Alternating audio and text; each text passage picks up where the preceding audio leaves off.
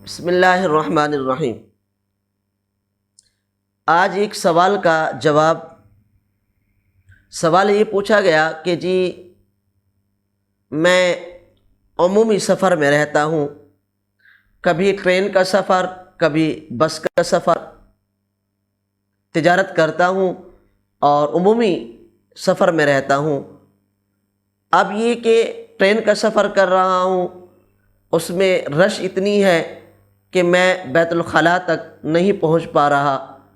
اور وضو کی جگہ تک نہیں پہنچ پا رہا، تو اب میں کیا کروں؟ کیسے نماز ادا کروں؟ یا بس پہ سفر کر رہا ہوں، وضو ہے لیکن فرش گندا ہے، فرش پہ کھڑے ہو کے میں نماز نہیں پڑھتا، تو کیا میں سیٹ پہ بیٹھے نماز پڑھ سکتا ہوں؟ یا کس طرح میں اپنی نماز ادا کروں، یا میں نماز کو قضا کر دوں؟ دیکھیں، پہلی بات آپ کی ٹرین کی، یہ شاذ و نادر ایسا ہوتا ہے کہ اتنی زیادہ رش ہو ٹرین کے اندر کہ آدمی جو ہے وہاں وضو خانہ تک یعنی واش روم تک یا وضو کرنے کی جگہ تک نہ پہنچ پائے۔ یہ بہت ہی کم شاذ و نادر ہوتا ہے، عمومی طور پہ یہ نہیں ہوتا، اتنی رش نہیں ہوتا۔ اگر بالفرد والمحال ایسا ہے بھی صحیح، تو اتنی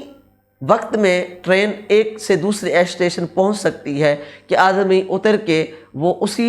جس نماز کا وقت ہے اسی نماز میں اتر کے وہ اپنی نماز ادا کر سکتا ہے۔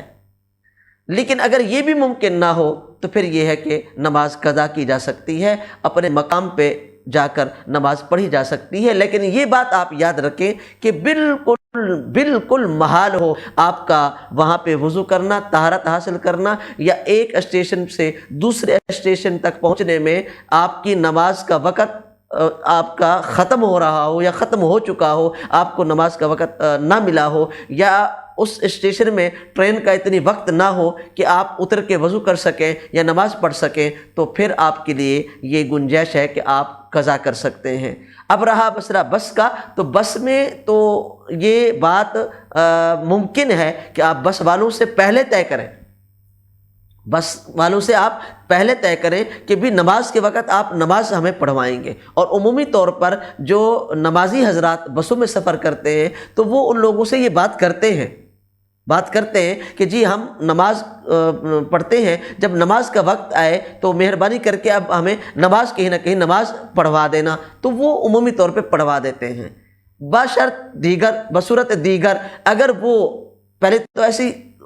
صورت پیش نہیں آتی، لیکن کبھی ایسے اگر پیش آ بھی جائے تو یقیناً وہ فرش جو ہے وہ گندا ہوتا ہے، آپ اس کے اوپر نماز نہیں پڑھ سکتے کہ وہاں پہ لوگوں کا آنا جانا چپلوں کے ساتھ ہوتا ہے، اور چپلیں کہاں کہاں لگتی ہے اور وہ گندگی چپلوں کے تلوے میں ہوتی ہے، تو وہی گندگی فرش پہ لگتی ہے، تو آپ وہاں تو